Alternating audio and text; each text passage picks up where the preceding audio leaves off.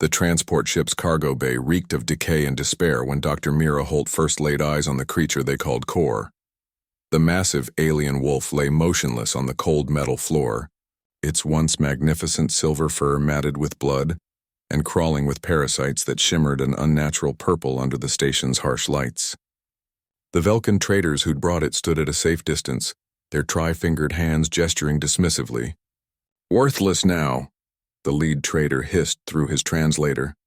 The beast was a champion once, fought in the arena games across 3 systems. But the parasites, they're Zethian bloodworms, terminal, incurable. Even our best physicians refused to touch it. Mira knelt beside the creature, her scanner humming as it analyzed the infestation. The readings made her stomach turn.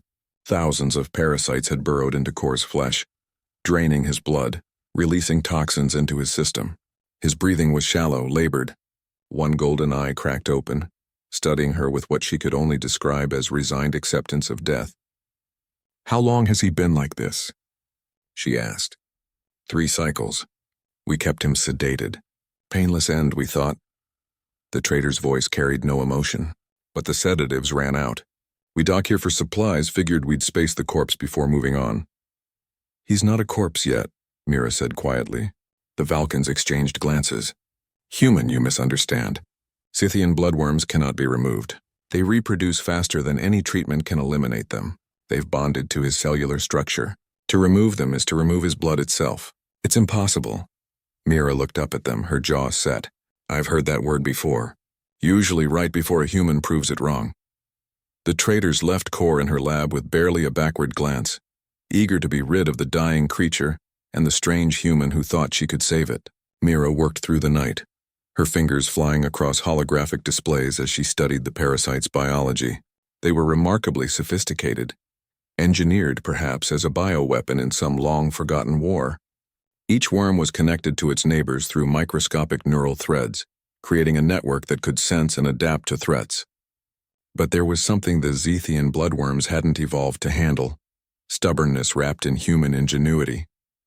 Mira synthesized a compound based on old Earth medicines, antiparasitics that had eradicated diseases thought untouchable centuries ago. She modified them at the molecular level, adding nanobot carriers programmed with one simple instruction: find, isolate, extract. Where the galactic species saw impossibility, she saw a puzzle with pieces that just needed rearranging. The first treatment nearly killed Core. His body convulsed as the nanobots went to war inside him, each one grabbing a parasitic worm and dragging it toward the surface. Mira held his massive head in her lap, whispering reassurances she wasn't sure he could understand. His claws gouged deep furrows in her lab floor. Blood and dying parasites oozed from his pores. She didn't stop. Humans never did. 3 days. That's how long the treatment took. 3 days of Mira sleeping in 2-hour shifts, constantly monitoring vitals, adjusting compound ratios, manually extracting clusters of parasites with surgical precision that made her hands cramp and her eyes blur. She ran out of standard medical supplies on day 2 and started improvising with whatever she could find in the station's markets. Herbs from a Centauri merchant, crystalline minerals from an asteroid miner, even a bottle of old whiskey from a human freighter captain that she used as a disinfectant. The galactic medical community would have been horrified by her methods. But they weren't the ones fighting for Core's life. On the morning of the 4th day, Core opened both eyes. They were clear, alert, and fixed on Mira with an intensity that made her heart skip. The parasites were gone, every single one. Where there had been festering wounds, new flesh was growing, pink and healthy. His silver fur was beginning to regain its luster. "Hey there, big guy," Mira whispered, exhausted but grinning.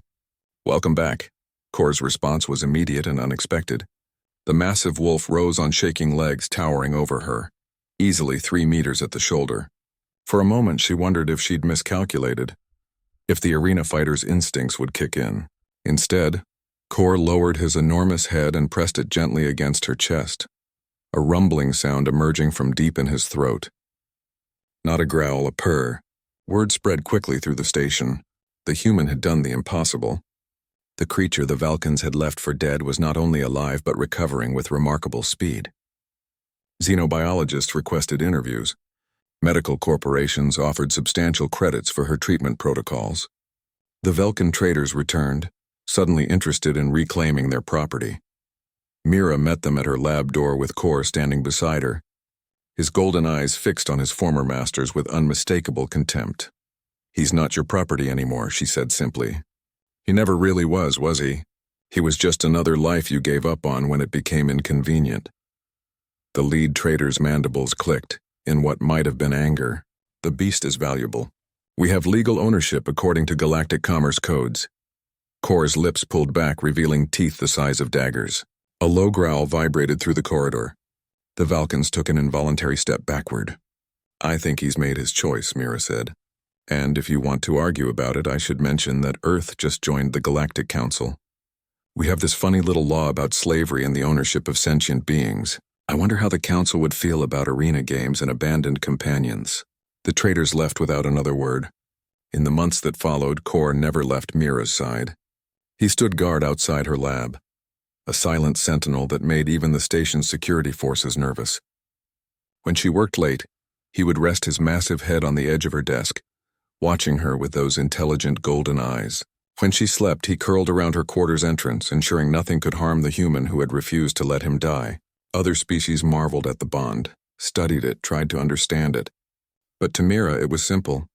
Humans had been healing the broken and rescuing the abandoned since they first learned to care for wolves tens of thousands of years ago on a distant planet called Earth.